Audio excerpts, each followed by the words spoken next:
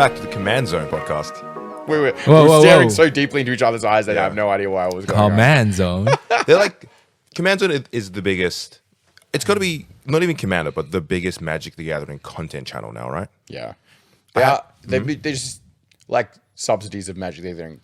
They like pretty much brand are. now, They right? pretty much are. Pretty much. So I had a fella come through, and he was, I'm just getting into Magic, but I'm not sure like where I should like get my content from. He was like, I want to watch some Magic the Gathering on YouTube. Do you have any recommendations? It was a weird question. Normally, I don't get these type of questions. And I went, well, probably the top two is Tolarian Community College, the professor, right? He does product reviews and such, and then there's the Command Zone, which is gameplay for Commander. Do you guys think of any other content creators? Game Nights? Is it Game the same Nights, one? same Game Nights as Command Zone. All right. I mostly consume my stuff via podcast, so Yeah. it's a little bit differently. So I I like to consume this content creator. Is this single guy, Asian guy, who talk about rules and layering all the time. That sounds incredibly dry. Yeah, Real it's very dry. fun. Like, if you have this card and this card, which one comes first? Like, he would explain to you which That one. sounds like a lawyer reading to me, and I'm Pretty just gonna fall much. asleep. Which is- Article 31.5.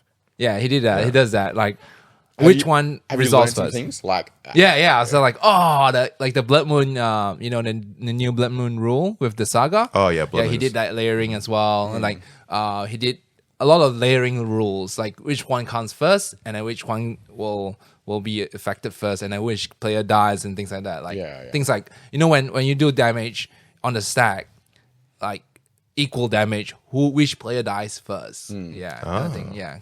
from playing like One Piece and some like other card games, are they as like layer intensive complexity Because as it's- Magic, or no, is it just be- Magic because there's so many different rules interacting? The reason why Magic is so deep in terms of rules is because they have interaction, like instant speed and stuff. Where One Piece and most Japanese game, I didn't say all, but most is when it's your turn to play, it's your turn to play, and you only can play a certain cards during certain phases. There's more limited interaction Like- during your opponent's turn, Like and they- then they- avoid you- some of the complexities. There's no need to like does this resolve? Like it just resolves, and then when you attack, then yes, they can make action. But if you don't attack, then they can't make an action. So there's very little, like I would say, allocated time or allocated phases that they can interact you need with you. because of the intricacies of interacting on your opponent's turn, and you can play cards on top of other cards. You need some pretty strict rules on how it interacts. Otherwise, it becomes a mess. What I'm learning with Riftbound because it has that interspeed interaction. Learning the rules has been a lot of like extra little caveats to kind of get my head around. And I don't know about you guys, but most of my Magic the Gathering learning has been from just playing the game. Like the more you play, you pick up the rules. I've never actually gone out of my way to be, I'm going to have someone teach me the game. Yeah. So I think there's, even after years and years, like 15 years plus of playing the game, you'll come across a scenario where something will work the way you think it does, and then through a conversation, you find out that it doesn't work that way, and you're like, oh, I've been doing that for 15 years. So for me, playing Riftbound, I'll probably have to just play more, and I'll eventually pick up the rules as I go. For now, a lot of people are happy to just play as written as intended. We kind of meet halfway. This is how we feel it should work out. We're fine with it. I wonder if it's easier going for you into Riftbound from Magic because of the complexity, and you have some players moving from like One Piece into Riftbound, and it's going to find it harder because they've got to like figure out that laying interaction. The instant speed interaction is actually a bit new for some of the One Piece players I've noticed that aren't used to it. So I mentioned the Command Zone, right? I used to listen to the Command Zone podcast when I was new to Magic, and I don't know about you guys. Did you also consume like Magic the Gathering podcast content to kind of develop that knowledge of the game, get some opinions on your deck building and how to improve? No. Like if I want to improve my deck building, I just go to the EDH rack. That's it. Yeah, the EDH Rec podcast I would listen to quite a lot, and then there's another group called the Commander Cookout, which is some Canadian guys, and they're a bit more sweary and like Gotcha. More like fluid. casual. Yeah, ad-libby. 100%. But it was a lot of it's to do with, especially being here, I didn't have time to do a lot of research for sets and things were coming out, but I should have a base level of knowledge, like being in the shop, right? So listening to those podcasts, they would talk about like things that are good or bad, or that people aren't loving or are loving, and it just gives me a bit of a base set of knowledge that I can then use when people are asking me questions in the shop, rather than me just not knowing basically anything. So this episode, we're going to do our best to be an educational podcast, right? And be helpful for Magic players, since we talk about Magic so much. we're going to talk about my favorite topic, which is overrated Magic cards. I don't know if this is helpful. Absolutely. I think it's the opposite of helpful. It's because opinionated. What we're doing is we're taking stuff that people maybe like and saying no. That's good. Well, it's not no. Like, it's just tell you like it's overrated. That to me, that's not supplying an answer, but a You question. should. I'm going to tell you why your opinion is wrong, and you should stop playing this card in your deck, and you should be playing better cards. Do you think you're going to hurt some feelings with your? Nah, with your list? I think what if you listen to the reasoning, most of my takes are pretty sane. I think. Problem with the reasoning is it comes from your emotional presence Yeah, for the absolutely. reason, whereas like, someone else's emotional presence might be like, "Fuck you, man." Well, and then at some point we'll talk about underrated Magic cards because I think underrated is more useful. You know, people are very fixed on the cards they like Oh playing. yes, underrated is definitely. EDH Rec and a lot of deck building websites has kind of very much funneled deck building down a single path of this is best in slot, this is best in slot, Very best in much slot. so. And underrated Magic cards is a really interesting topic because you could unearth some cards, some ideas for people, which I like the idea of. Well, that's the funny thing with EDH Rec because it's visited by so many players. A lot of cards that do go under the radar from if they're just not present on that website, and that website works primarily by aggregating what cards are being played in other decks. Yeah. So it's kind of like It's an average. Yeah. So what is it called? It's like a cycle, right? Because people aren't playing the cards; they're playing more of this other card, and then it continues on. Yeah, it's a vicious cycle. Yeah, but yeah. It's like self-contained. confirmation It bias. contains. Yeah. Yeah. So you see that, and then every now and again, like even cards that have been around for 10 years, 15 years, something will pop up, and people are like, "Oh, this is an amazing card," and you're like, "Oh yeah, Cradlehoof, yeah, it's amazing." You know what I mean? It's just because so many new players are coming to the game all the time, and older players maybe leaving or being less vocal in certain areas. Like players miss certain things, and then it comes back around. And as older players, you're like, "Oh, that's true." The wild part is because of this deck building like thing of, you know, I'm just going to look at a list online or I'm going to take ideas from EDH Rec. People are adding cards to their deck without fully understanding what purpose it serves for the deck. Yeah, that's true. We had Bradley, right, who's a good friend of ours, just back in from the UK to Australia. He's building a Simic Commander deck. Oh, he's getting to the Magic, isn't he? He's getting back into better Magic as well. Oh, he's back here. He's back. Yeah. I thought he went there permanently. No, he moved back in because I've been chatting to him while he's away quite a bit, and he's just moved back. He picked up another job back in Perth. Oh, nice. And, what do you call it? I think he's moving back here permanently, but we'll see which permanent sticks. But I know he's come through the shop a few times to catch me, and I've just missed him by a couple minutes each time. So if you're listening, Brad, I'll see you soon. Nice. He came down with a list of cards. And one of them featured Cyclonic Rift. And it's one of those cards where, yes, generically it is a very, very strong card. But I'm not sure if Brad 100% understood what Cyclonic Rift was doing for his deck. You know, do you need a Cyclonic Rift in every blue deck? Sure, maybe, but you have it. It still should serve a purpose. You know what I mean? One of those is like I always consider like it's like do you have a budget constraint? And if there's a budget constraint, you don't need a Cyclonic Rift. Yeah. Like if you have happy to spend any amount of money on that deck, then yeah, I would whack one in. Yeah. But it's such an expensive card, you can get a good like 4 to 10 other decent cards for the cost of that one. Correct. And the underrated topic is fun because the difference between a best in slot card could cost $80 and then just immediately maybe 1 mana more or just underneath that, a $5 card. Oh, 100%, yeah. So, and that's the efficiency difference in Magic. But today, we're going to rile some feathers up. I like the idea of that. So who wants to go first? Who has the first guy they want to talk about? Shivan Devastator.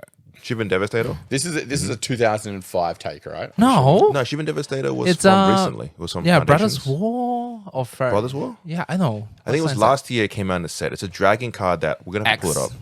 It has X in its mana. I think it has haste and flying, and it comes in with X counters. People were like hot on this, were they, when it came out? Yeah, it was pretty hot. Then it went down the drain pretty quickly. Okay, Shivan Devastator is a red dragon that's X and 1 red mana for a 0/0 flying haste, and it enters the battlefield X1 counters on it. So the idea of it is that you can put a lot of mana into it. It's a creature with Correct. size equal to how much mana you want to pay for it, Right. and it has haste. So it's kind of, in its way, a really aggressive, hit someone in the face, could use as almost Planeswalker removal. It has flying, so it's evasive. Yes. And it's a dragon, which always matters. I guess theoretically it does come in turn. You can come in turn 2 if you needed to. Yeah, it's 1/1 though. That's that like maybe in a more competitive setting. I think in Commander this starts to fall away until it's right at the end of the game. Well, I mean, we're talking about cards in general, right? Yeah, absolutely. I think in Commander, Shivan Devastator doesn't do enough to be interesting. And I think in Standard, Modern, it just dumping all your mana into a creature when you could have, for equivalency, right? And then let's say- counterspell. If I wanted to play a 3-drop, I could just play a 3-drop that does things instead of having flying haste, right? It's true. So because Dominaria United was definitely a set that came and went. You got things like Joda and a few things in there that are like big, like a big hitters from there. Is this something that was really torted? People bought into Dominaria United because of the cards, right? The chase cards, right? They reprinted Force of Will. No, right? No, not that. Dominaria didn't. Dominaria remastered. Remastered. Dominaria United. It was when they gave out the Legends card, right? There was the stained glass cards in that. No, Legends. They found some old. Oh yes, I totally forgot about this. When they Tabernacle. released Dominaria United, they snuck in Legends cards into the boxes and sent them out into the wild. So Really? Yeah. So they apparently. So the story was Wizards of the Coast found in storage some boxes of Legends, and in Legends we're talking about cards such as Tabernacle, which is a $3,000 card, Moat, which is a couple hundred, and they snuck him into Dominaria packs, sent them out into wild as like a Willy Wonka and the Chocolate Factory golden ticket cards. Really, I didn't Yeah. even remember that. Like we were around.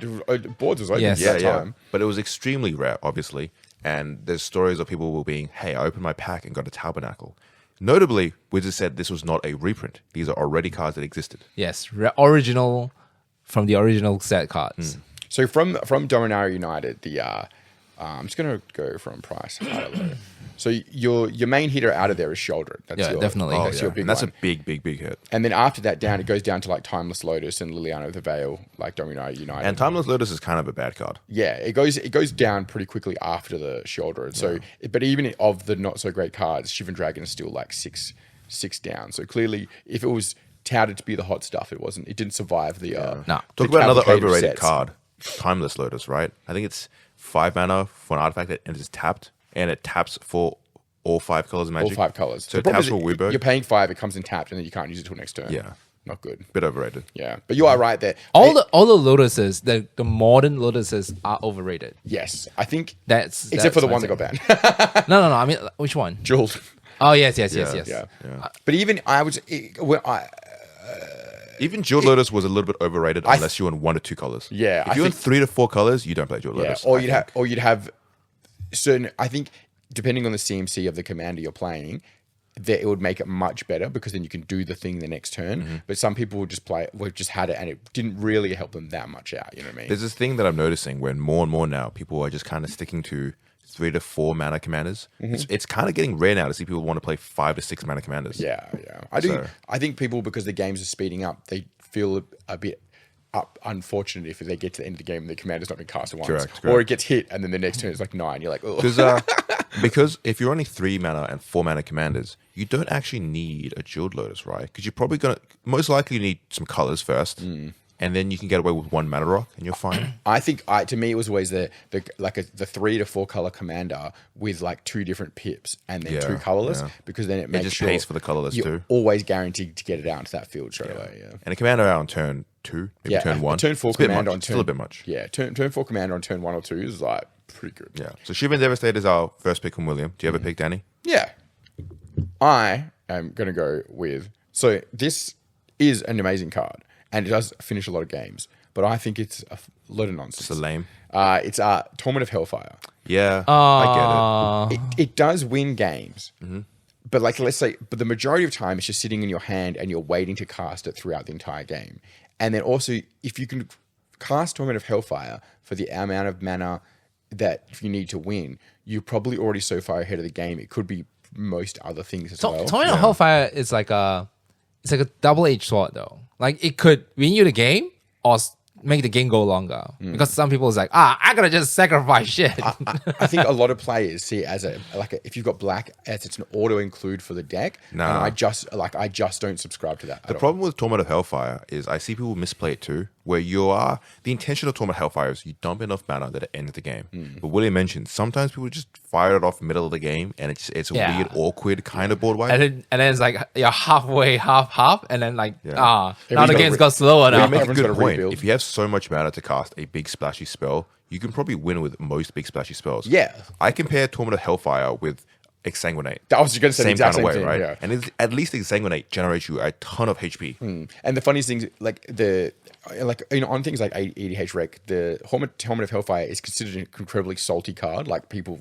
really don't like playing it who don't play it, but the guys who like playing it love playing it. But then you have something like Exsanguinate, which effectively achieves you the same goal. No one has a problem with. So it's like you can sub out for a card that people are less likely to be mad at you about, and spend like $20 less. My first experience with Torment of Hellfire, I remember this distinctly when I was getting started at Magic the Gathering. It was a lands deck, and the lands deck just spent a whole entire game just ramping. All it did was ramp, just ramp, ton of mana, and just did that for the first 10 turns of the game, and then the only card he played all game was a Torment of Hellfire. What? And he was like, I won. And it's, You're like, but did you really? You didn't play Exactly. anything all game except just ramp a ton and cast a singular spell that says we take damage. Yeah, I think Exciting. It's eased off a little bit now because the set has like eked away in the years. But for a good like 3 or 4 years of Commander here at the boards, it was like a lot of Commander games were ending You with didn't Torment see it of Hellfire. everywhere. And it was like, to me, it became the new Craterhoof. And I was definitely overseeing it, but I also still felt that it was, even though it was winning a lot of games, I was like, this is too It's mostly high for this. uninteractable, Yeah. unless your opponent has unless someone has a counterspell. Yeah, exactly. It just kind of happens. So, not very exciting. Sag. And recently, I played Torment of Hellfire in a Commander game, and after I cast it, I immediately felt this sucks. This didn't do anything for me. Except just kill everyone. That's what I do with because Craterhoof I don't think is overrated because it is exceptionally good and it does win most of the games. The fact that it's on the cast on the ETB means that you always get it off, right? But it's every time you win that way, especially as a more experienced player, you just like you do win, but you're like, ah. You know, like it's like it doesn't have the same. It feels like it's been done too many times for it to feel good. I do encourage in Commander, being able to knock players out one at a time is way more satisfying than just killing everyone in one turn. Yeah. So, all right, Torment of Hellfire, good choice. You want to have a definitive loser. Like you want to be like, you lost the game. yeah, exactly. Because then it's like an outplay. Rather than I just played a big spell and killed everyone, I kind of outplayed everyone one step at a time. Interacted with the cards. Good stuff. All right, so for my next pick, I talked about counterspells. I think counterspells have an extremely strong and important purpose in a game of Commander. And the general, people riling up against the counterspells, I don't think it's correct. But there is one counterspell I think is kind of bad, and that's Arcane Denial. Yeah. Arcane Denial is a 1 mana and a blue for you counter target. There's a non-creature spell or spell? I can't remember. Spell, yeah. Spell. It's a spell. Counter target spell. On the next upkeep, that person draws 2 cards and you draw 1 card. Yeah. I think especially nowadays in modern Magic, where there's so many more counterspells have been printed, you really, really don't need Arcane Denial because the inherent problem is you give your opponent card draw. So you go because the draw from Arcane Denial replaces itself, so you net neutral, sure, but your opponent actually nets card draw. Yeah, so the getting opponent, 2 is crazy. It's like you gave your opponent a Mini Knight's art Whisper. recall. You gave them 2 cards, and card advantage in Commander is pretty massive. You can argue that I needed to take out that big spell, but in that case, any counterspell probably would have worked. Yeah. And I argue that in counterspells in Commander should be used more defensively than they are offensively. The best part about counterspells is that they defend yourself. So if you're going for a play, you can finisher. hold up. Yeah, you can hold up some mana and defend yourself and your plays, or stop board wipes and such. If you're just using counterspells to target someone else's threat, you really just use the counterspell as same as a Source to Plowshare, not as impactful in my opinion. But problem with Arcane Denial, it also says on the next upkeep that person draws 2 cards. Especially if you cast that counterspell and they go to their turn, they're starting their turn with 2 additional cards, which gives them a more impactful turn. And card advantage is like that. The main benefit I see for Arcane Denial is that it's a blue pip and a colorless pip. Yeah. Which is Saves up color. It's a lot less But mana intensive than If you're playing blue, you play Arcane Denial. Just play Narset. Narset's reversal? No, Narset? Narset. You don't get to draw the cards. Narset's the card that says your opponent can't draw more than 1 card a turn. Yeah, okay. In that case, yes, fantastic. But that's off the strength of Narset, not the counterspell. I think the problem is like after classic counterspell, which is arguably the best counterspell. Well, Mana Drain. True. Yeah, that's true. Okay. So not arguably. Not at all arguably. For me, the trinity, the holy trinity of the best counterspells in Commander is Fierce Guardianship, Yeah. Mana Drain, Force of Will. Yeah, okay, that's fair. Yeah. That's like the trinity of the best counter spells. I always take Force of Will out because it's such an expensive card that I consider the average player isn't putting it into a Commander deck. Correct. It is exceptionally good in Commander, but the problem is you're putting like $100 card into a Commander deck. So let's say you play your Commander 3 times a week, like 3 games a week, and it's like you might see it a quarter of the time. Yeah. So you're putting $100-something card into a Commander deck that you might only randomly see. Well, you mentioned, because we play multi-formats. Yes. We play multiple formats where these cards have homes other places. I recently have moved Sheldred out of my 7-point deck and put it into my Commander deck recently. And now I'm like, oh, now I have to keep shuffling Sheldred between my Commander deck and my 7-point Back and deck when I forth, feel yeah. like playing it. Do I really need it in my Commander deck? Yeah, and it's because when you play it onto the Commander, it is a banger. But like, it doesn't need to be there. I feel that I do get it, and that's why I think like some of the other things we'll hit on the overrated cards will come into play like down the line, right? For sure. So if those different formats definitely make a big difference. Yeah. In my list of overrated cards, you're going to hear this term like card advantage and mana efficiency and card efficiency a lot, because a lot of the times the cards I mention are, in my opinion, just kind of bad for your own card advantage. And Arcane Denial is on one of the top of my list because it just strictly gives your opponent a card advantage. And I hate that in Commander. Yeah. I never want to give my opponents card draw in Commander. Yeah, you know the new white spell that's quite popular where it's 3 mana and you and our opponent each draw 2 cards. Are you in or draw you out? 3 cards actually. Oh, so you draw 3, they draw 2. why? That one I'm okay with because it's equivalency. You and your opponent each draw the exact same amount of cards, so the net is same. The same. But the only downside is there's also 2 other opponents in Magic, but in Commander, sorry. But that one is I'm fine for casual Commander, because I think in casual Commander, it's okay because oftentimes one person is running away with the game, and being able to, you and another opponent boost each other, take out that king of the table, not a bad idea. I guess it's a good way to win some brownie points along the way as well, right? Like, Absolutely. You know, if you're like, hey, you didn't attack me for a couple turns, right? People I'll talk give you about some politics in Commander. How many games have you played of Commander where you guys kind of like politics? cards. Most. That's every Most. 100% of the yeah. game. I also 100 me too. Yeah. Maybe I just play too ruthless. Yeah. Because I like to play, I'm just going to vie for my own advantage. No, that means that all you're doing is allowing it from easy for me to sway the other 3 players. Up 2 True. players. There's a thing I do on a Commander table that often makes me the enemy, which is Playing too powerful cards. Yeah, that as well. I mentioned that card advantage is a massive thing in Commander. I often ask my opponents how many cards they have left in their hand, because how many cards left in an opponent's hand is an indication of how much gas they have left in the tank. Yeah. You know, I'm not so scared of the green player that has 1 million mana if they only have 1 card in hand and 1 permanent on the table. They're playing honestly. I know exactly what's going to happen to them. They have exactly 1 card and they have 1 card on the table. Sure, I have known information, but the person that has 0 permanents on the table, maybe 5-6 mana, but has a full stack of cards in hand, that's unknown to me. That could be anything. So you talk about that, right? But William has a habit of like flickering his cards when he's playing. But what that does is give you a visual idea of like how much he has. You don't have to ask him. But I like to keep the cards like in a stack on the table, and that way someone has to ask. And then if someone has to ask, it means they do have something that can interact, and it gives you like an idea of how interactable their deck is. Correct. So it's like in Commander, again, it's less important, but in competitive Commander, it does make a bit of a difference. I'd rather keep my cards there. And I've also found that my cards all being double sleeved and looking like there's way more It's chunkier. does have a slight advantage to people thinking that I have more than I have. I got 10. Yeah. You got 2 land. All you got is 2 basic lands in hand, and someone's like, oh, I don't want to touch him. He's got too many cards. And I'm like, All right, William, back to you. All right.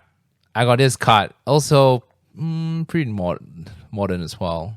Tybalt's Trickery. Tybalt's Trickery. It's the first rate counter spell. That one's a bunch of words on it, right? Yes, it's the first rate counter spell, but it was broken in modern. But it But not was for the reason people think, right? Yeah, a lot of people thought like, "Whoa, Raid's getting a first counter spell." Okay, so I'm quickly gonna read Tybalt's Trickery. I'll put a visual up on. Yeah, it's a pretty long one. There's a visual that I'm gonna put up on the screen as well, but I'm gonna brief it. So Tybalt's Trickery is a instant speed for 1 and a red that basically says counter target spell. Choose 1, 2, or 3 at random, and the controller mills that many cards. They exile the top card of their library at the end of turn. They can cast that card, and then they put the exile cards in the bottom of the library in a random order. The main thing is that the card that you mill, you can play for free. Yes, and it's more like a chaos warp to a degree than it is a counter spell, really. The problem is in modern, people were you'd play a card, and then you Tibble Trickery yourself. Yourself. You'll target yourself, and then you choose the maximum number, 3, and you get all the effects, and then you get to play a card for free. You play Emrakul. Yeah, I totally get that. Like, it feels like a card that you want to aim at yourself. Sometimes, like, sometimes you'll Chaos Warp your own token just to see if you can get something decent out of your deck, and it's like it feels to me like an even more efficient version of that, right? Yeah, Yes. it was. I think it was worded badly because they kind of should have put it on target opponent spell, but they said control. But instead, they can just say target spell. Do you think it's because they ran out of text? Yeah, there was a lot of words on that card, man. So they didn't account for the fact that people are going to target themselves with it. The idea is that Tibor's Trickery is because it's not a blue counterspell. Any counterspell that's not blue has to have some sort of downside. The downside is I'm going to counter your spell, but your opponent gets a free card. Okay, a bit like Chaos Warp. They got themselves a hot water with that in the recent set. They had to errata card. Oh yeah, the green one because it's supposed to be your own creature. Yeah, you can give your counter creature and put it on one counter. Not counter, like the fight one. Yeah, it is that. That's Yeah. what it does. You give your creature a counter, and then it fights target opponent's creature. Correct. But what it was allowing you to do is pick someone else's creature, put a counter on that, and then that fights someone else's creature. So you Okay, deal fight with yourself. For one. You could deal with 2 creatures with once, and they errated it before the set came out, and people were like, "Oh, it's such a shame because that's like." It's very good if green card. If you're in mono green or like, it becomes one of the better green fight cards straight off the bat because Because you it's strictly removal, right? Yeah, you can deal with 2 creatures maybe. It was really good, that one. Yeah. But they said no. Tibor's Trickery is also lame just for trying to explain to people what it does. Yeah, It's too long. It's one of those cards where it's the first time somebody plays it, especially. I always get frustrated when you got I'm with like an experienced player who's like a friend or something, and then they play it with a group who maybe aren't experienced, and they play it, and then you have to do the whole explaining how it works thing. Because I'll be honest, it's one of those ones I've never bothered to wrap my head around 100% either. So every time I come out, I go full blank stare. That's why it's easier for me to just assume that the opponent's just going to target their own thing. They're going to play a card. Go. Whatever. Sure. You Chaos Warp yourself. Go. Yeah. All right, Danny. I'm going to go with a card that I would say for 20 years was a banger. Right? 20 years. Yeah. Well, maybe 20 years, 10 years, 15 years, something like that. Okay. Some amount of years, right? So from its it was printing to now. proper banger. I think Doubling Season has edged its way out into being an overrated card. Interesting. It used to be absolute prime banger, but the problem is at 5 mana, you're in the way that the game has gone. So no, it's not being run in any competitive formats. It sometime eked its way in the past because you're getting double counters and double tokens. Maybe standard, but I've never seen it in a competitive, modern or legacy. And then in a commander, I think that 5 mana slot, Doubling Season is a building card, whereas it's like by 5 mana, you really want to be doing something more than building. Yeah. I think it's like if you board wipe and then you play it, and then it's like a reset at that 5 to 7 mana range, maybe that's fine. But when you have so many 1 and 2 cross cards, like the what's the new shard from War of the Machine, where it's like basically there's so many cards now that when a creature comes in, you put on 1 counter. Or absolutely. Yeah, just so many doubling 1/1 counters in the 1 mana and 2 mana slot. I just don't think the 5 mana slot. Although I think a lot of it is when you put a 1/1 counter, you get another 1/1 counter. double, But I think Doubling Season is very specific that any counter, any tokens. I do agree. I actually think Doubling Season is mostly played too much in too many decks just because of one. So because the problem is Doubling Season, there's 2 things, right? It either doubles your tokens or it doubles your counters, right? It does one of the 2 things. If you're playing Doubling Season to only capitalize on one of those effects, you're not maximizing the card. Yeah. Now, Willie mentions it does double any counter. Yeah. Which means Planeswalkers. Yeah, Planeswalkers. Yeah. They come in with double and then ulti though. And then your Super Friends deck, in which case that's already lame. Yeah, Stop correct. doing that. So I'm going to hone in. I'm going to steal the next person's go, and I'm going to hone in the entire frame of every Planeswalker ever. Overrated as fuck. And I'm going to hone it in with my Doubling Season. Okay, we're combining it. We're 2 for 1. Yeah, I'm two for 1ing, but then I'm adding in an entire genre of Makes cards. sense. Is that a bit of old man magic? Or Yeah, is it 100. It's 100% old man magic. Planeswalker is such a cringe. Every time you play a Planeswalker, I think the only time you should be actively playing a Planeswalker is if it costs 2 mana and it's in a competitive format. Yeah. Or you're trying to bait and switch. You really need someone to attack your Planeswalker rather than yourself. Rather than your life total? Yeah, so you survive in a couple turns. Every Planeswalker is super dirtily, and there's an enchantment that does it better. Like except for like I don't know, like I said, Narset. There's a mild few. It's why in War of the Spark they printed so many planeswalkers with no uptick, just downtick. Yeah. Because they want these walkers to kind of come in, do their effect a couple turns, and then eventually leave. Yeah. But in the game of Commander, because there's more opponents, sometimes these planeswalkers stick around for super long, tick up and get to a big splashy ulti, and you roll your eyes, and it's like, oh, cool, it won the game. I know it's a bit off the bat, but like, what's your top 3 planeswalkers of all time? Of all time? Of all time? I'm going to put... I'm definitely going to put Jace the Mind Sculptor just there as an honorable mention. Like, it was, for the longest time ever, just a strong Teferi. all-around. Teferi? It's a Teferi. Yeah. Your option is which Teferi. They're all pretty good. I like the 3-cost one. Yeah. 3-cost. From War of the Spark. And then probably like Lily of the Veil. It's probably like up there, Lily right? of the Veil, Yeah, absolutely. no. That's my all-time flavor pick. So now you look at your like again For competitive Magic. Commander, sorry, real quick. I think Liliana Dreadhorde General. Yes. Fantastic. Wait. Yeah, it's true. My new number 1 pick for Planeswalker now is Mr. Tezzy at 3-cost colorless. Mr. Tezzy, thank you very Oh, much. the new Oh, Tezzeret. the Tezzeret, yeah. Yeah, the new Tezzeret from Edge of Eternity. He's also an $80 card. Yeah. Thank you, Mr. Tezzy. You're the best. Totally fair on all of those things. Now, besides Lily, how many of those are making it into your competitive formats? Very few. Very few. Like there is a few, 100%. The Ren and Six and stuff like that. But even they came in and were smash hits. But I think even now they've kind of been beaten out a bit. I also as well. agree in Commander, a lot of times they just get killed. Yeah. Someone just swings a flying at him. In general, there's an artifact or an enchantment that does a much better job. Bit safer as well. I've got a really cool version of flat foil of like the Lily from the Double Masters, and I put it into what my favorite Commander deck, and it just didn't. It doesn't do anywhere near enough. It's supposed to be a competitive leaning card. Totally get that, but they just can't. They can't sit in that sphere without being just something slightly better. Yeah. I got a bad mojo from Doubling Season, because every time I see Doubling Season, it's usually some sort of splashy I'm going to win the next turn play, which is just less exciting than any other thing. I mentioned as well with Doubling Season, there's 2 effects. One of them is you get to make double tokens. Correct. But the problem is that nowadays there's so many efficient ways to double your tokens. Yeah, 100%. From Edge of Eternities, we have the new Exalted Sunborn, which just says make double tokens in white. White mana now is just the mana for making double tokens. Yeah, it's weird how that's they took it from green and they like force shoved it into the mouth of white, right? And then almost every set has a white creature that doubles tokens for many sets now. Yeah. And then Exalted Sunborn is also that effect stapled on a body. Yeah. So it's just a little bit more efficient because you can also swing in with the body, block, and do things. And it has on the table. warp too. It has warp as well. Yeah. Yeah, because why not? It has extra One effects. colors, 1 white for warp. So you can play it early on and then get doubling and then just push it to the side and then get it again. Yeah, I do agree. I think at 5, I think Doubling Season, still a card that you will see in decks. Oh, And 100%. definitely has a I still have it place. in my decks, Yeah, but yeah. I do agree that I don't think if I didn't own them, I wouldn't be buying anymore. Yeah. It's like it's $100 card Australian. You can really assess, do you really need Doubling Season in your deck? Yeah, Do you need it? I think there's so many 1 and 2 mana artifact enchantments that both double counters or just give counters when they come in. I think there's it's in that 5 slot you could be doing so much for sure at that point of the game. Absolutely. All right. So on to my next pick. This is a bit of a cold take because I think a lot of people have this opinion now, but it's worth mentioning.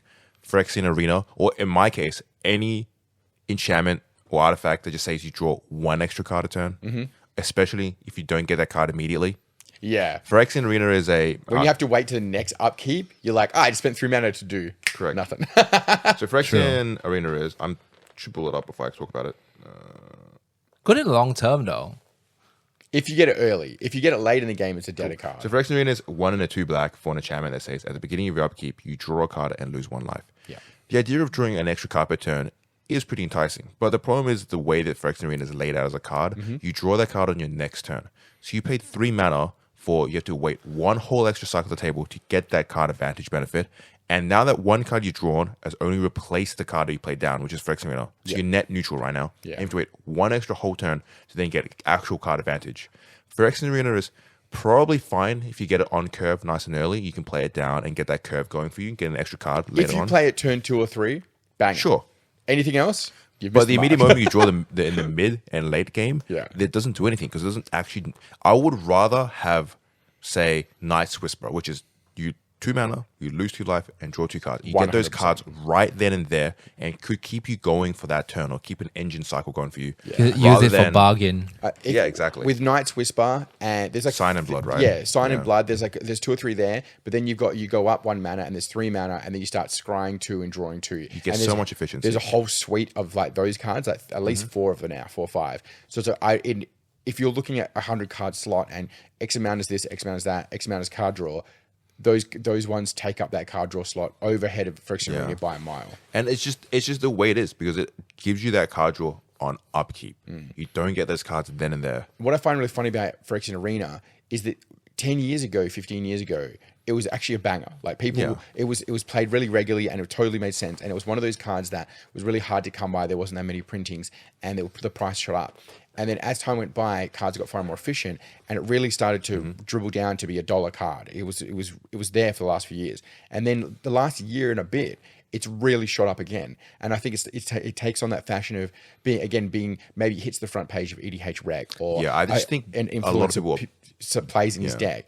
And now it's gone back up to like $10, $11 per card. And a Phyrexian Arena is not an $11 card. No. You should not be paying $11 for that.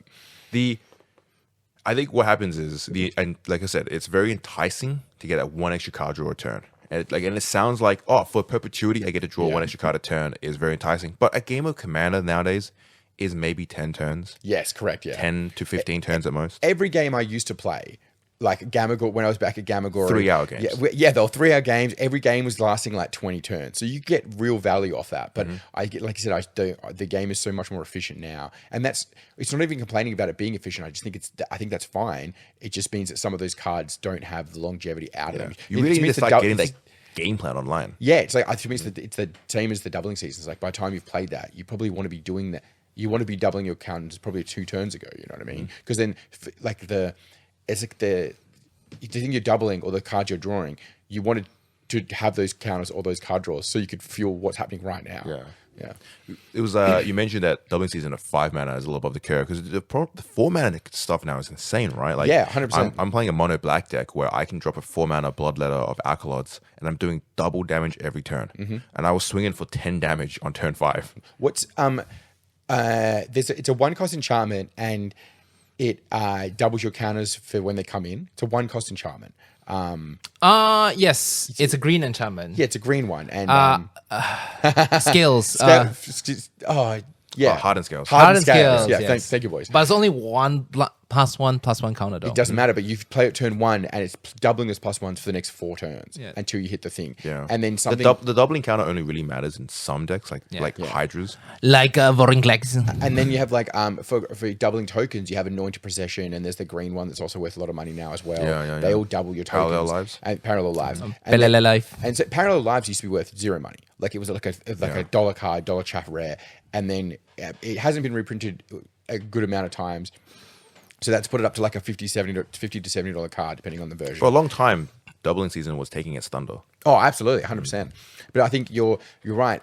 Unless some very specific commanders or cards require both double 1/1 counters and tokens, which isn't always super common, you don't need both of those lines written on there. Like I can think of like Garv, the black, white, green guy, where you sacrifice tokens to make counters, and then you remove counters to make tokens. It's like built for that guy. But in most other places, you really just need one or the other. Correct. Yeah.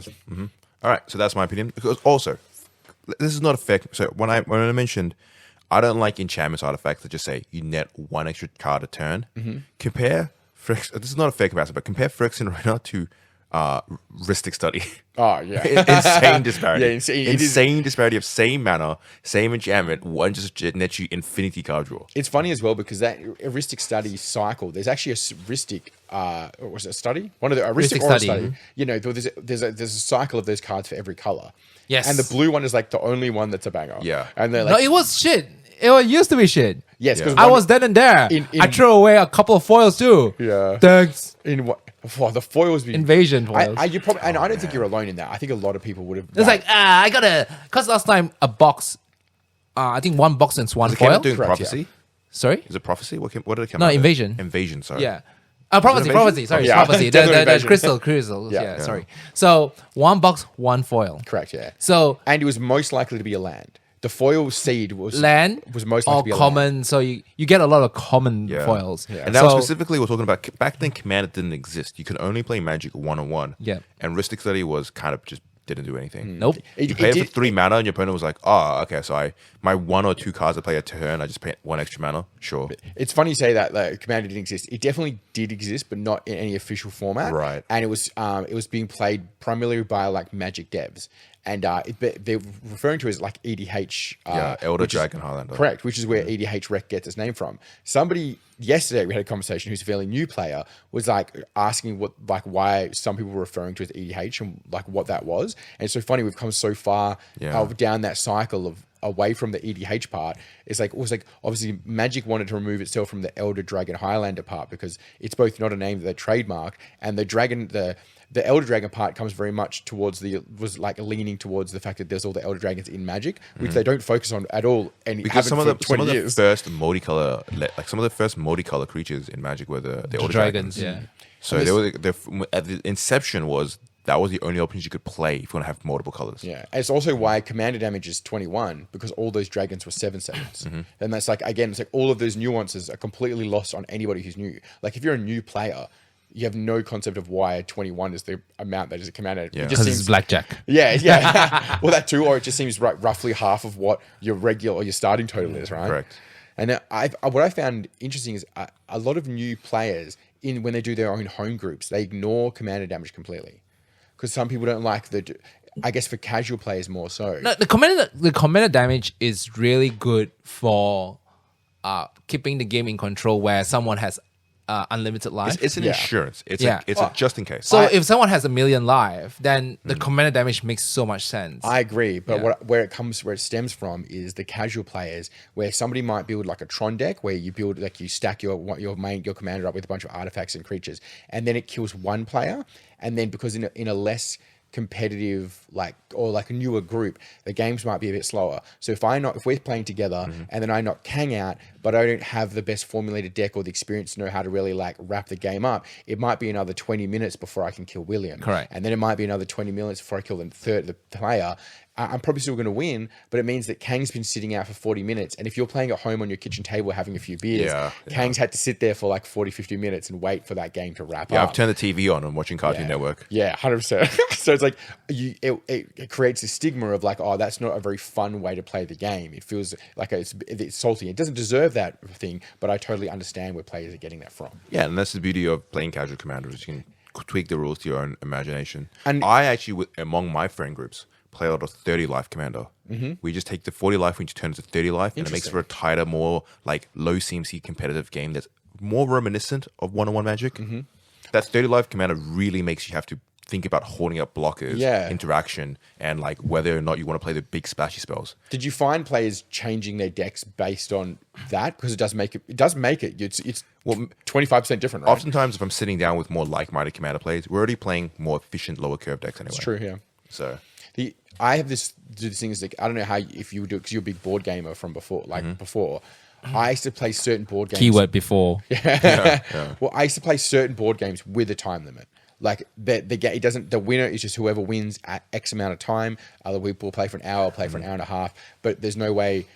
I think I always say that the perfect board game ends just before you want it to end, so that you end wanting to play more. Correct. And not an hour and a half after you want it to end, and everyone's like, "Oh my god!" Correct. You know what I mean? So, the best board games are the one designed with some sort of finale in its design. Yeah. So it forces a conclusion. yeah, and at a specific time, because there's plenty of board games that could go on for endless hours if they're just not. You ever played a designed game of very well. Risk? Yeah. It just keeps going on. Yeah. You get that one guy turtling up in Australia and you can't take him out and he's there forever. We so because I'm on my social media, I've got a very big mix of the people that I work on the trucks with, family, friends from high school, and then a lot of people from the club, right? But because I have a lot of people on the trucks, and with the extension of board games and into more of the general populace, I have a lot of guys who are playing board games with their wife or their kids, and they'll come for recommendations. And one of the guys had been playing Catan at one of the warehouses, and And he was talking, and he's like, "Oh, I was just looking for some recommendations. Like, have you heard of a game called Risk?"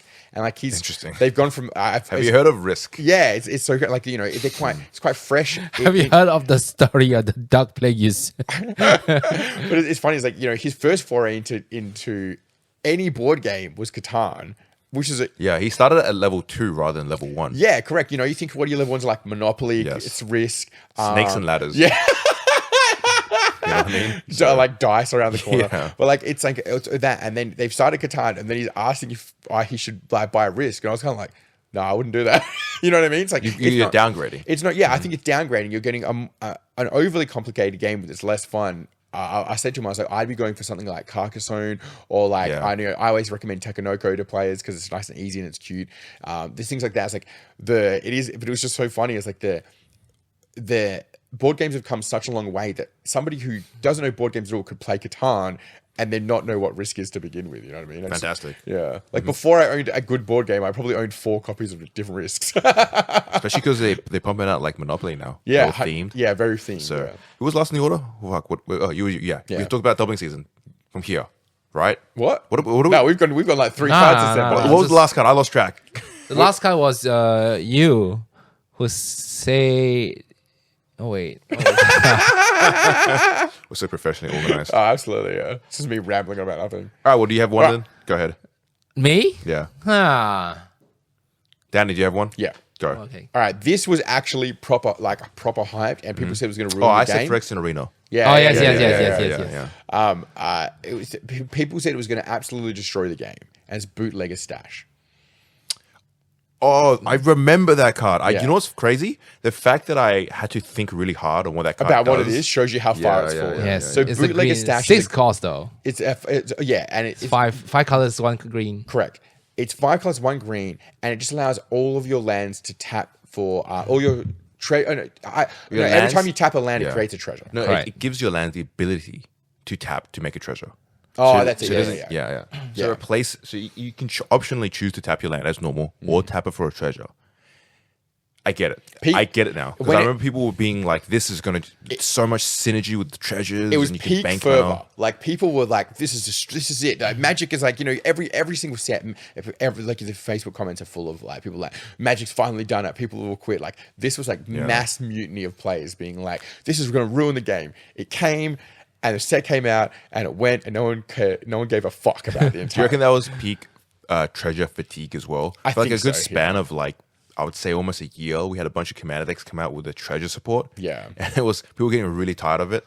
Yeah, Because that- treasures is inherently a very strong mechanic. In that same year, you got things like Reaver Cleaver and a lot of Yes. like efficient flying creatures that also just shit out our treasures. The for cost sake is of just it. too high for The bootleg cost stash. is too high. 6 mana for your land to tap to make treasure. But the idea of it is fun. I like the But if you design of combo it with the dinosaurs, Yeah. every time you get a treasure, you get a like dinosaur. the design of it. I think it's actually quite an interesting design space because you can bank up your land's mana into treasures, and if you have any sort of artifact synergy, then you can capitalize on it. But once again, I think there's 2 main downsides. It's 6 mana, so by the time you get to 6 mana, you kind of need to really figure out what your game plan Yeah. is. You really need to start getting online 100%. because you want your engine pieces to be 3, 4 mana, and then you want your payoffs to be getting around 6, 7, 8 mana. That's when you start playing payoff pieces. There's a reason why people don't play 10 mana enchantments. Yeah. Number 2, it's green. I think green limits it a lot because the best artifacts in decks and Magic are like red, black, maybe red, black, sometimes white, sometimes blue. Blue and red are really big ones as well. Green's also already super mana efficient. Like it doesn't need the help of the extra treasures. Yeah. So if that card was in any of the other colors, it'd probably be a bang you steal all the time. But the fact it's in green, I'd rather stick a cultivate in that I can play in 3 in that card slot than that thing at 6 mana and play it down the line. I keep going back to in my brain. I think about it. Some of the most premier decks that want to care about treasures, like is the red black. What's that guy again? Prosper. Oh yeah, 100%. Yeah. Was he? Yes. Prosper. Red black, and then some of the most premium artifact commanders like Breya is in all the colors except green. Except green. Yeah. So does this have a space in another artifact deck that runs green? There's quite a few red cards that have come out now where it's like every time an artifact comes in, you ping a damage. Like maybe it goes in Glisser, but does it really? Oh no, it doesn't because creatures don't die. Yeah, I don't think so. Yeah. Yeah. Waste of time. Yeah, and there was so much. I had to hear in the shop, right? We talk about this quite regularly. People will come up to us and talk to us about stuff, which we're always happy to do. But what if you're having that conversation? Probably 2 or 3 other people at least have had that conversation. I remember having so many people tell me about how this was destroying the game, and I remember one guy being like, "I'm like, this is it. Like, that's enough. I'm going to sell all my cards and I'm out." And I'm like, I get that, but it's like, I promise you, a month from now, no one cares. People were just so tired of treasures. Yeah, people were so tired. It was. I get the treasure problem, but it was just. It came and it went, and I don't think I've ever seen one played. I don't think I've ever seen it. Maybe out of the first week or 2, but I've never seen it again. Because in terms of color fixing, you can just play Chromatic Land. Yeah. So, and then in which case, whatever, move on. Do you know what's funny? Because I did go into Reddit and look up some like Star City Games articles and stuff of like overrated cards, and I kept seeing that pop up. Do you think that Chromatic Lantern is overrated at this point? Nah, it's hard for me to look at a 3-mana rock and be like, it's not playable. Because Command inherently is such a ramp matters. You are playing against 3 other players. Your deck should have, at some fundamental level, a way to accelerate your mana and get out of game plan earlier ahead of curve. How many? So 2-mana mana rocks and 3-mana mana rocks always kind of, in my mind, have a place. How many manas colors in your commander before you will play it? Like, is it 3? Minimum is it 3. 4? Is it 5? Minimum 3. So you will play it on 3 though? No. Yeah. Well, if on a budget conscious mind, I will put Chromatic Land. Oh, yeah, but true. for me, in my 3-mana decks, I'm already running Shock Lands. Yeah. So because like Chromatic Land, again, just like Phyrexian Arena, used to be actually quite expensive. Like in the scheme of things, 10 years ago, 15 years ago, it was a $10 to $15 card, which is expensive for that time. Like in the scheme of Magic the Gathering, so it wasn't something you just threw in something. It's like you had to be like, I really want this to go on this deck, and over time it's edged way out. I will still put it in almost every 4 or 5 color deck, but for the different reason. Yeah, the convenience is I don't have to think about my mana for the rest of the game, and that's why I really like the World Tree that does the same thing. Oh yeah. And it's not even like this is better. It's that I don't have to think about this ever again. Like people be like, have you got the right mana for this? Have you got the right mana for that? Which is totally fair. Like you should be tapping your mana 100% correctly. And I always try to avoid takebacks as if I can. Yeah. So if I can remove a whole step that I no longer have to consider, love it. I love it's hard that, for me to consider Chromatic Land an overrated card because there's a lot of 5-color decks nowadays. And would you put a Chromatic Land in a 5-color deck? Yeah. Then it's like a nice little like slots in perfectly. 4s and 5s I do all the time, for sure. Because to me it's just, we talk about like Kodama's Reach. It's close enough to Kodama's Reach for me that that it slots in. Correct. Also, it kind of gets the benefit of when it goes to 4 or 5 because it's colorless. It's 3 colorless mana. It doesn't matter what colors you've got on stack. Whereas like I will still probably play a Kodama's Reach in a 3-color deck. 5-color deck, sorry. But every now and you'll get caught out and you don't have the green on stack and you're like, shit. Yeah. So I do, in that regard, I like it. But I kept seeing that prop up in overrated commanders and I was like, these guys are being too snobby. Yeah, I don't know about that one. Yeah. This is like riling up and being like, 3-mana mana rocks aren't playable. No, they are. You can play 3-mana mana rocks. It's fine. Yeah. For my next pick, okay, Propaganda and Ghostly Prism. Interesting. It's like what's it called? What's the creature called? The Pillar Fort effects. It's the white creature. Yeah, Windborn Muse. Yeah. Windborn Muse. Yeah. It does the same thing. All those like Pillar Fort effects a little overrated. People, there's a thing of I see them a lot being played in because people suddenly feel like they don't have to hold up blockers anymore. I found just have an indestructible Hold force. on, I found the combo with Bootlegger Stash. Yeah. Displays dinosaurs. I don't know what that is. So as a historic permanent enters the battlefield under your control, it becomes a 7/7 dinosaur. Oh shit! So the treasures that enter as dinosaurs. That's awesome. That's very funny. Yeah, But it's 2 green and 5 colors. Yeah. So it's a very 10 mana it's a payoff, very like casual fun combo. Yeah. Can you Tapping imagine, all your like, lands to make I'll tap all dinosaurs my is lands very for funny. 7 treasures and 7 dinosaurs, so they actually keep all the other types as well. Yeah. It's funny you mentioned the Ghostly Prison propaganda route. I find them incredibly efficient against the more casual players. Because they just ignore you. Yeah, they ignore you. To me, it's a Smothers Tithe problem. Is like not better. Players that understand the nuance of the game or a bit more experienced or have been burnt by that system a bit more will pay the 2 a lot of the time. Not always, but they will pay the 2 to make sure that you don't get that advantage. the same way the propaganda works is like if a player who knows that you're the problem and they're going to attack you, They'll attack you anyway. They'll attack you anyway. Yeah. They'll save the 2. It's unfortunate, but they know that if you're building the pillow fort now, that pillow fort is only getting worse if we don't get the damage in now. You've got to get what you can done.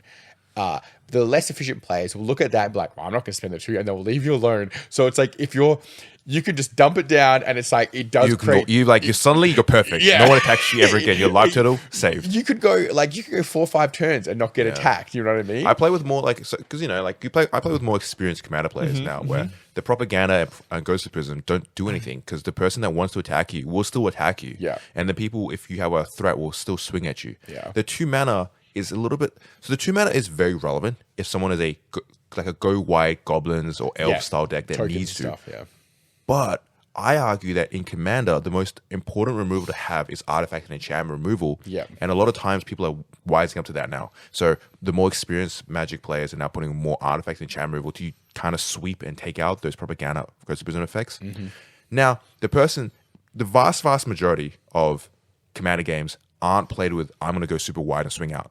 A lot of times in a Commander game, it's just 1 or 2 big scary problem creatures, or that one Voltron player, or that combo player who has aristocrats or draining your life, and they kind of all don't care about Pillar Fort. They will just pay the mana and swing at you. That Voltron player, sure, I'll pay 2 mana, hit you, and I get I get a sort of feast and famine trigger and untap. Yeah, big deal. Everything. Yeah. And that person like me, right? I'm And playing it hits you like 20. yeah, exactly. And for me right now, I'm playing a mono black deck. I got 1 or 2 big demons. I'll pay the mana, boom, hit you anyway.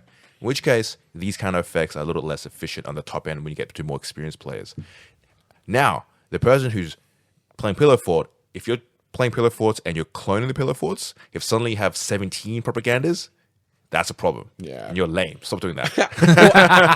I also think that I think what players have wised up now a bit further along down the track, and it's partly Just play with a farewell. Every deck should have a farewell. Yeah, true.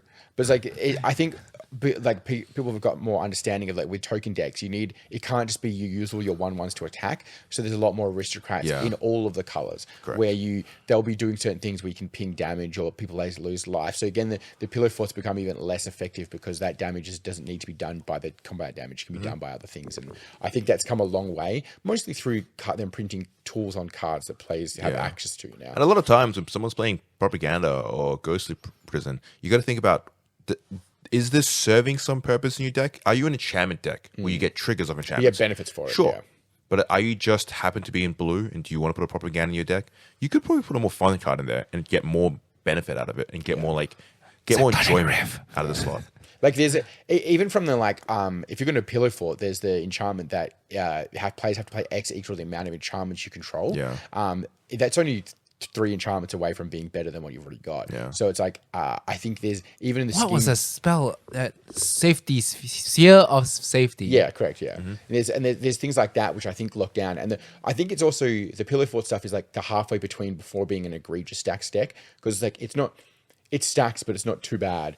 But then it's for that 3 mana slot, you could put some really gross stuff in. But then you got to be is this what we're doing? So here's a comparison card that I like more than say Ghostly Prison, right? So in white, you have a card called Mangara the Diplomat, which is a 4 mana 2/4 with life and so whenever your opponent attacks you with 2 or more creatures, you get to draw a card.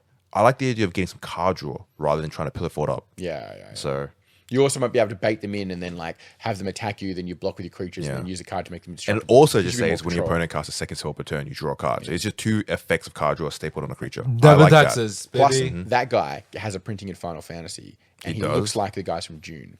Yeah. Oh, I'll have to check it out. Yeah, it's very Gets cool. a +1 for me. Interesting. Yeah. All right. You guys got any more cards real quick?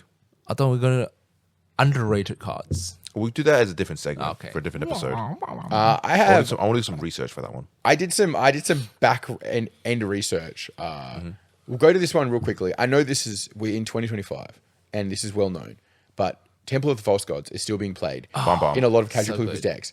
It's only good if you know what you're doing. Otherwise, it's terrible. I put it in my dragon deck. I've put it in decks, but I don't treat it as a land in a land slot. I also will happily mulligan it away. What I am seeing still up on this very much commander game night is players play it and then not play any lands, and then they're Yeah. they can't activate it and they're out of the game. What's the caveat for Temple Force Gods, like 5 lands. It's 5 lands. 5 lands. So you have to have that So 5 and 4 other lands. lands. By the time you, Yeah. so you, it's if it's your, so you play it for your 5th land, and then it taps 1 extra mana. It's hard for me to justify Temple of the Force Gods because any level of ramp would have gotten you 1 extra mana anyway. Correct.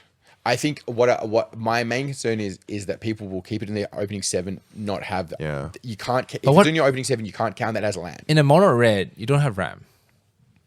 I agree. Sure. I still play it. It's about No, every color in Magic has ramp because mana rocks exist. correct. Oh, okay. I'm not talking about like mana rocks. I'm talking about like Land ramp. land, actual land Yeah. RAM. Yeah. Yeah. I just think that I only bring it up because it's something that people have talked about a lot, and we don't have to go into it too crazy because every Magic podcast has ever talked about this.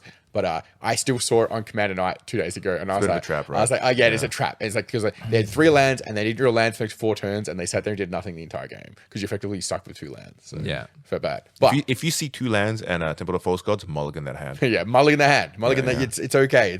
Get rid of it. The bar for Temple of the Force Gods being an interesting card is so low. If it's in your opening hand, is bad, and if you draw it mid But sometimes if your opponent have like things like Urbok or Yevimaya, then Yeah. it's okay. I guess so. Yeah, It's like but you're waiting for the unicorn like situation to appear. Yeah, you know? it's like in your opening hand, mulligan it, it's bad, and if you draw it mid to late game, are you excited to see Temple of the Force Gods? Yeah. It's sure you have mana. Yeah. You have 1 extra mana. Now I found one more when going through I went through a few Reddit posts and all this different stuff, and I found one that was quite cute. And I never really thought about or heard of it, and I looked into the background of why people got mad about it.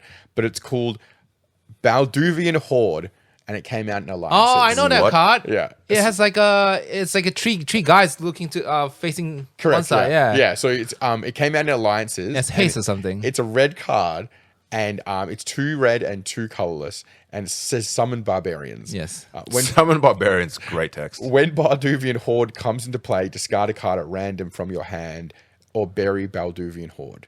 But it's a 5/5 with haste in Alliances, where every card... Banger. Yeah, back then, that was like... I couldn't think of any creature. I looked through Alliances. There was definitely nothing that was anywhere close to being that good. Yeah. And I get it. Even though the discard at random is truly a tactical nightmare for anything, like...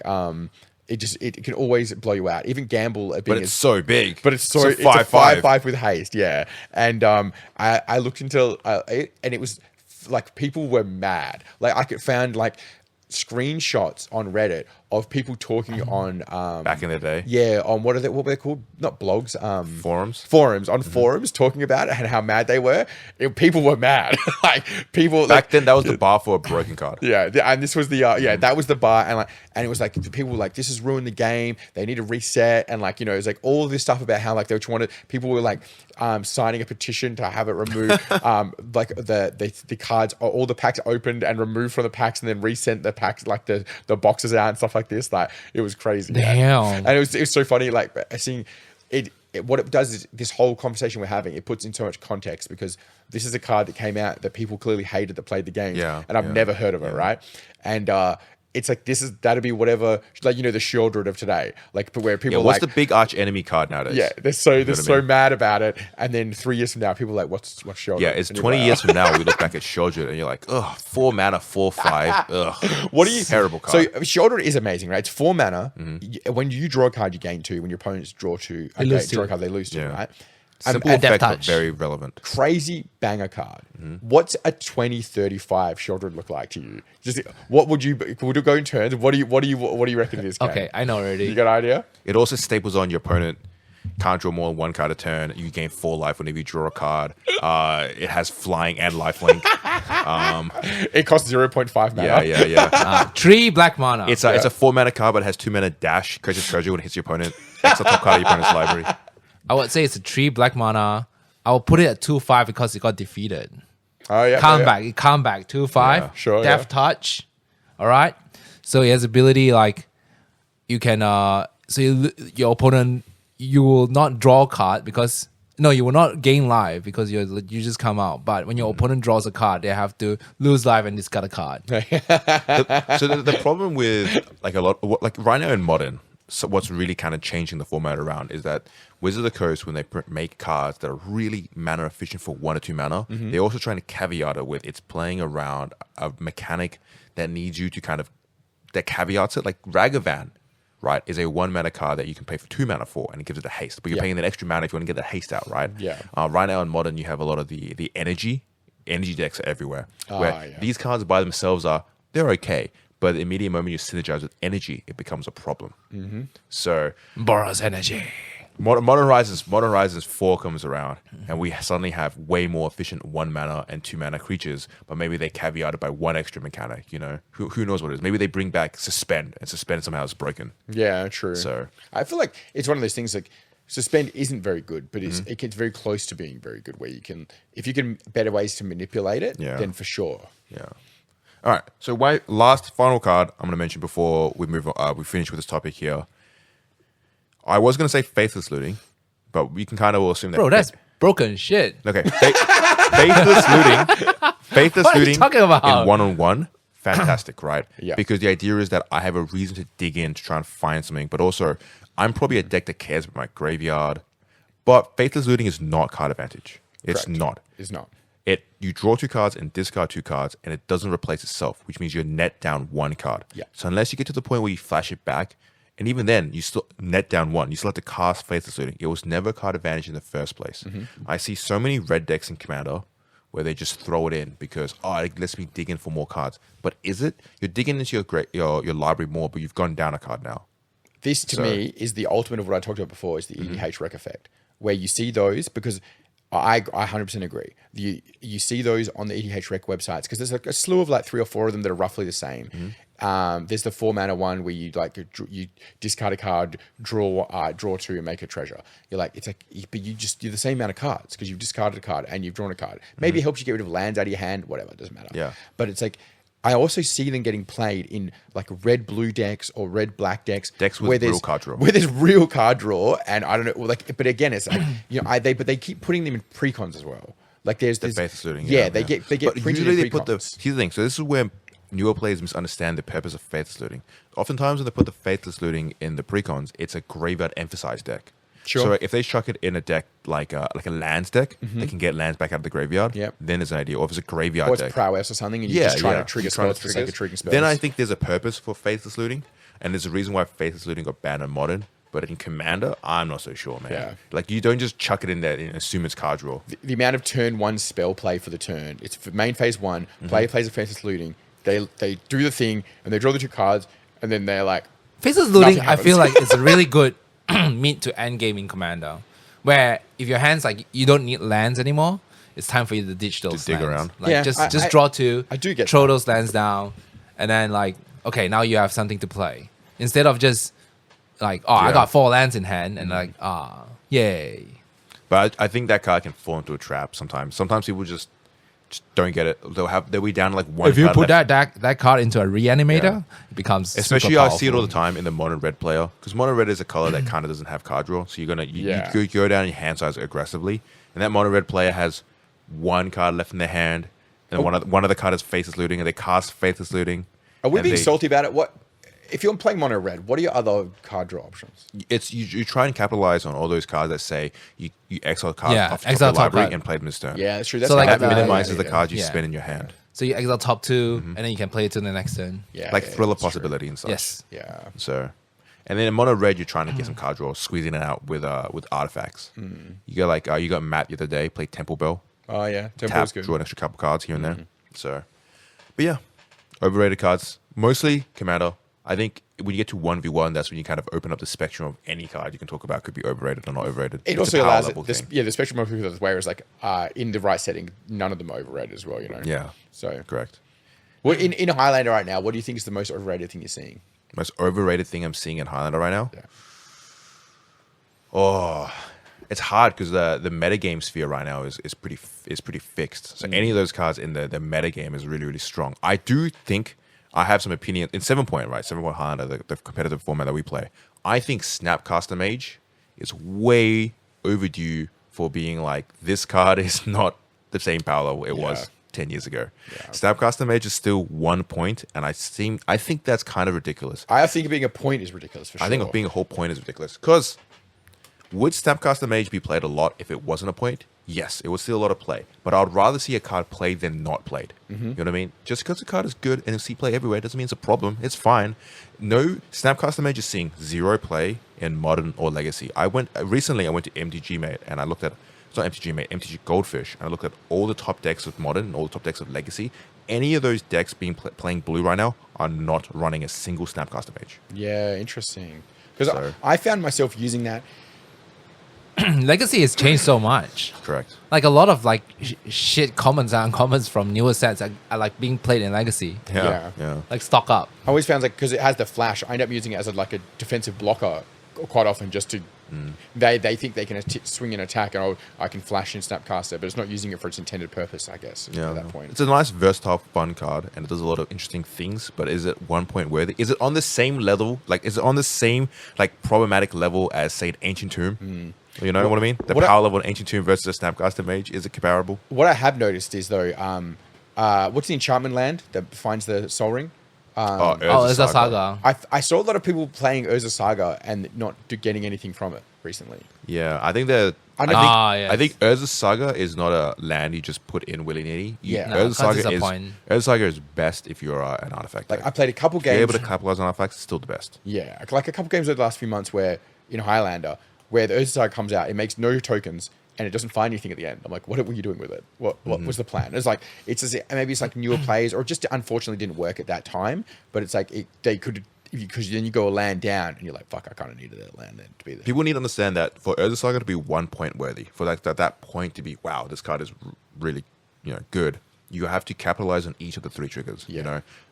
The land part is whatever, it's mana. But second part, you really want to squeeze out those constructs. With an Urza Saga on board, you really got to think about, can I get 2 constructs out? And getting 2 constructs is quite good. Yeah, I'm glad you said it because I feel the same way. And if you have like a artifact deck, like I play artifact deck, right? The two constructs will be like 5/5 or 6/6 plus the additional one if you artifact play, that you find. If you have the right opportunity and you do get to play Urza Saga perfectly, you make 2 constructs and get an artifact. Your constructs are 3/3s. So you have 2 3/3s plus you tutored for an artifact. That card now it's fantastic. If you're playing Urza Saga, is it forcing you to play Swift Spear and Sol Ring, or is it you don't mind about losing, like not finding something on the one?